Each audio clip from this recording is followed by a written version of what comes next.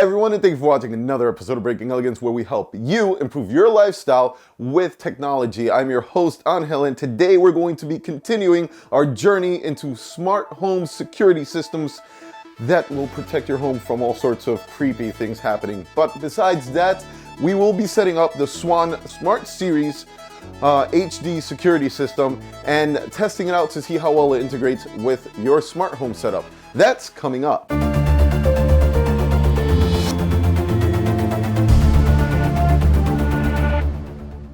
If you haven't already, go ahead and hit that subscribe button below so I can keep you updated on what's coming on with the channel. There's also a little bell thing down there you might want to hit if you really are interested on knowing when I release something new. Also, follow me on Facebook, Twitter, and Instagram so that I can keep you updated on those platforms as well. I do tend to post things there. And do not hesitate to contact me. I really want to hear from you guys on how I can make this channel better and all of your suggestions so I can go ahead and put some more premium content together just for you guys. With that said, let's jump right into this setup. All right, so this is the first screen you will see once you plug in your Swann system and have everything all set up. And as you can see my thief right there, the guy that's stealing all my stuff. And unfortunately I can't screen record this, and this thing also does not support a keyboard, so we're gonna put in a temporary password, and then we're gonna hit next.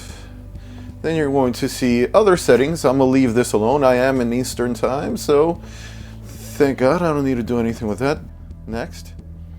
This is if you want to email yourself stuff, and I can set this up later.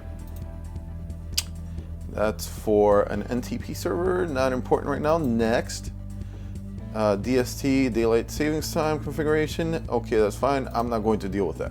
So those are the first settings you're going to see. We got that all out of the way. And if you see that it says video loss all over here, it's because there's only one camera currently connected and everything else is doing nothing. So this is more like a traditional system. And as I can see that right here at the bottom, I don't know if you can make it out. Unfortunately, I can't screen record this. It's kind of cut off, so I need to fix that. So let me help you guys fix that. Let's go into the settings. So if I right click, you get the menu at the bottom. It's in the corner and it says display. So let's go into output and see if this will let me shrink it down. So I want the bottom to come up. So if I change this, will it come up?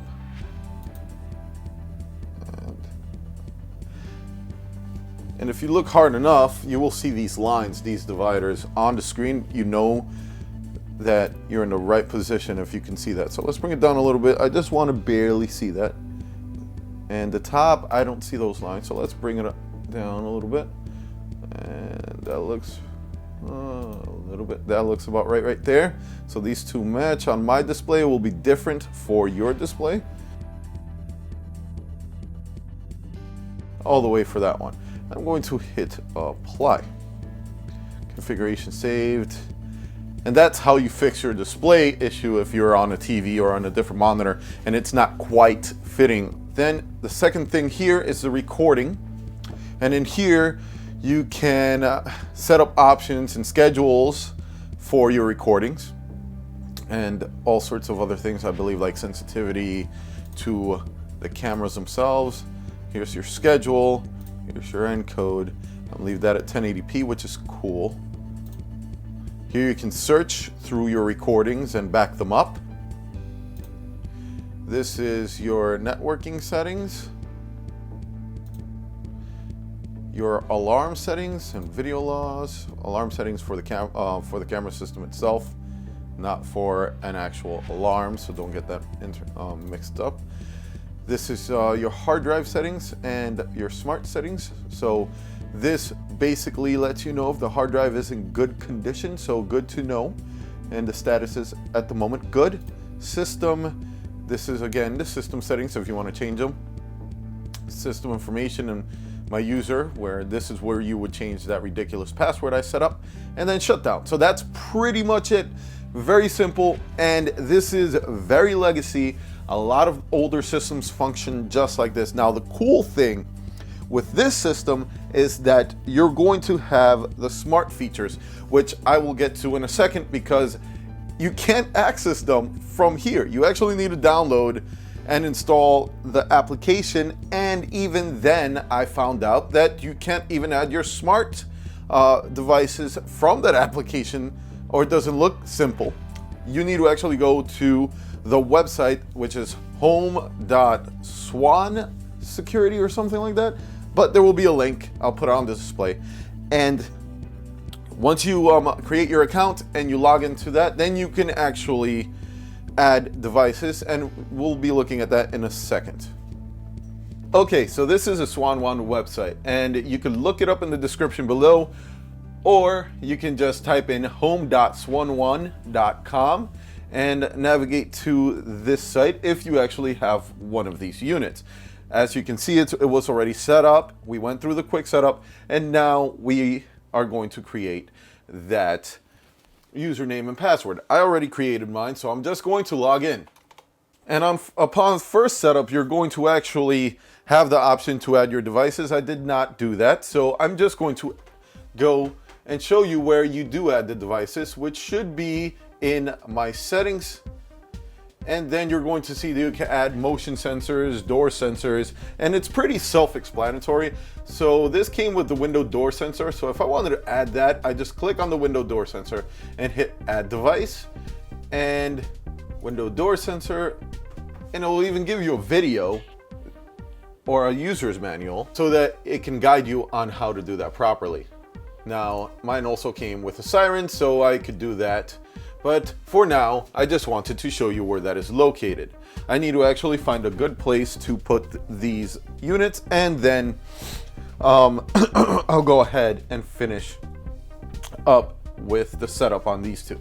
But that's how you actually add those devices to this unit, in case anybody wanted to know, because it's not very intuitive like other camera systems. Now, with that said, let's move on and take a look at the application to actually look at the cameras through your cell phone. All right, guys, so as you can see on the screen here, there is a Swann View link and a SwannOne link, and they both look identical to each other. So let's go ahead and open the Swann View link. And this is what you're going to see. And it automatically picked up on my actual DVR. I didn't set it up, it just happened for me. If that doesn't work for you, what you can do is add a new device right there, and you're going to get this screen here, and you should be able to type in your administrator, the device name, and the UID, which is located in the settings for this DVR unit. But luckily, it automatically was picked up through the network when I installed this application. But you could always do it this way. It even lets you scan the QR, as you can see there. But I am not doing that right now. So let's stop this, go back out, and I'm going to quit. Now, let's take a look at the SwannOne link, which automatically did the same thing. I just downloaded both of these from the Google Play Store on this phone. You could get it on the App Store if you have an iPhone. And they look absolutely identical to each other. I don't see any differences so far. So let's look at this. It says SwannOne link, version 2.1.15.2. If anybody sees any differences, or if they have this system, please leave a comment below and let me know if you noticed any differences between both of those applications, if you tried both of them, but I see nothing. And let's open this settings. 2.1.6.40. This might be newer, maybe they fixed some bugs on it, but I installed both of them. So for now, I'm just going to go back, go to devices, and go into the cameras. And it's going to ask me for the password. So I guess since I just set it up, found it, but it didn't put in the password. Let's put in our dumb password that I set up in the beginning. And it's logging in. And boom, there goes my thief. If anybody knows the name to this character, can they please leave it in the comments below? I have no clue. I found this thing. I mean, somebody gave me this thing and I thought it was really cool, so it's always sitting on top of my table. So from here, I can capture, I can stop the stream, or I could start the stream. I can see 4 cameras at a time, 9 camera screens, 16 if I had 16. This unit only goes up to 8. So that's what I'm going to be able to do. So I can check my streams. If I have audio, like a microphone connected to the unit, I'll be able to hear what's going on too. Pretty cool so far. I like it and it's pretty nice. Let's go back out and let's check what settings we can change here. It looks like we could change motion. We got the email here instead of doing it on the actual system. I could do the hard drive capacity here. Like, it tells me how much free space, which is really cool, I have on the hard drive. You can't press your back button on your Android phone. It will exit the application. That's kind of annoying. But so far, you can even, let's see, restore. That will restore the entire unit. Let's not do that. Pretty cool. The app seems to work fine so far. I haven't tested it for an extended period of time, so if I experience anything crazy with this, I will give you guys an update.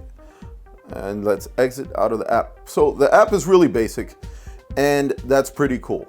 But that's how this unit sets up. There's not much to it. It's not like the Arlo. If you want to check out the Arlo, I'm going to give a shout out to my boy at Majestechs.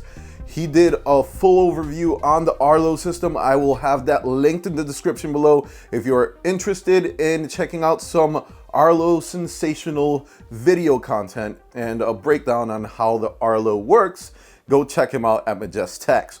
But with that said, that's how this system pretty much gets set up. There are a couple of things I do enjoy and like about setting up a system like this system, which seems to be a little bit more traditional with the smart features added.